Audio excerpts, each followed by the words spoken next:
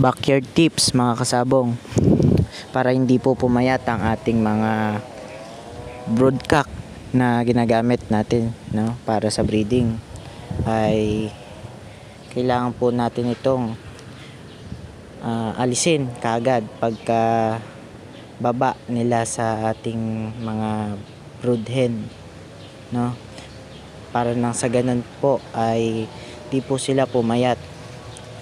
Dahil pag po pinabayaan lang po kasi natin sila na kasama ang inahin, ay malaki po ang tsansa na sila po ay pumayat, dahil nga po ang imbis na kumain po sila na maayos,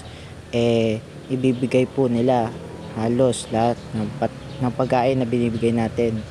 ay mapupunta lamang sa inahin. At yan po ang sanhi kaya po madami sa atin na pagkatapos gamitin yung isang tandang, apakapayat na